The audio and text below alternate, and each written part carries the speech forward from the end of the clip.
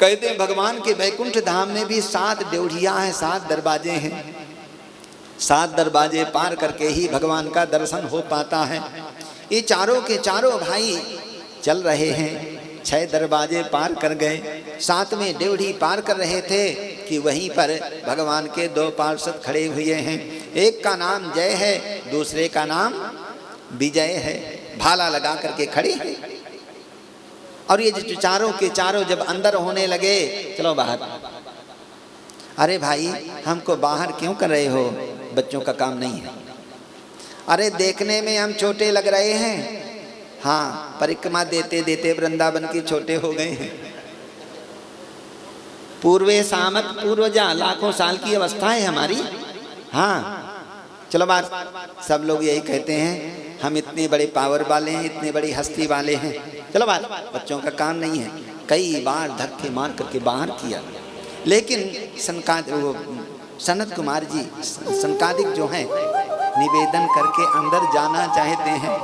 देखो भाई, यदि हम कोई साधारण होते तो यहाँ तक कैसे आए थे, और यदि यहाँ तक आ गए तो भगवान के दर्शनों से क्यों वंचित कर रहे हो। लेकिन उन्होंने निवेदन स्वीकार नहीं किया, बार बार धक्के मार करके बाहर कर रहे हैं। चलो बाहर।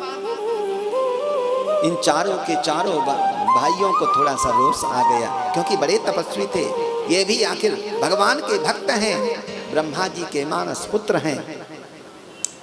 रोष आ गया, दुष्टों कहीं के, यद्यपि भगवान के धाम में बैठे हो, इतने उच्च पद की प्राप्ति हो गई है, लेकिन इसकी गरिमा नहीं समझ रहे हो।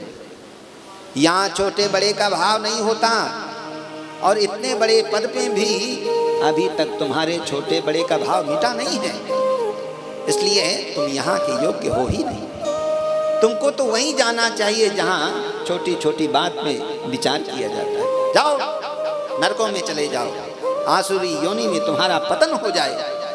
साथ दे दिया महाराज। वहाँ हाहाकार मच गया, ये लोग भी घबराने लगे। हम तो सोचते थे कि छोटे बच्चे हैं, तो बहुत बड़े पावर वाले लगते हैं।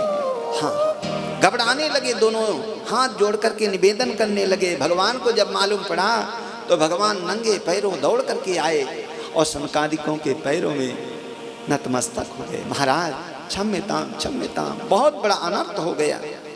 इन दुष्टों ने आपका अपमान किया है। मैं समझ रहा हूं कि इन्होंने अपमान नहीं किया, ये अपमान मेरे द्वारा हुआ, क्योंकि नाम किसका बदनाम होगा।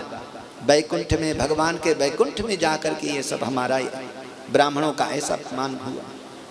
महाराज ज्यादा बड़ी बात नहीं करता, इनकी बात छोड़िए। ये मेरी दोनों भुजाएं यदि आपके विमुख चली जाएं, तलवार से काट के अलग कर दूंगा।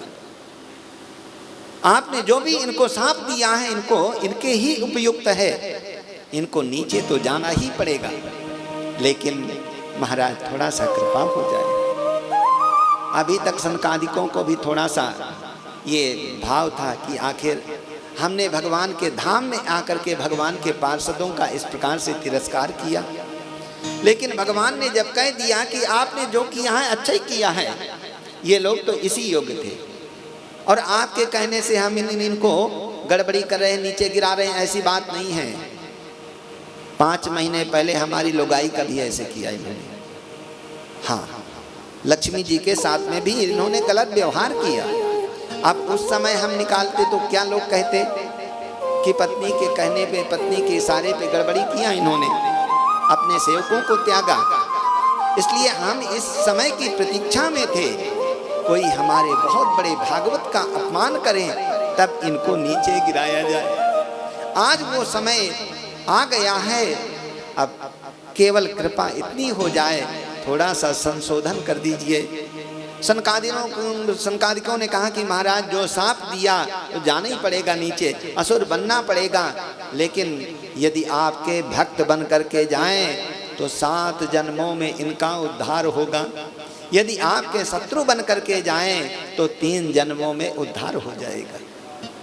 पूछा गया इनसे, बोले महाराज चाहे शत्रु बनना पड़े, लेकिन 7 जन्मों का वियोग नहीं हम सह सकेंगे।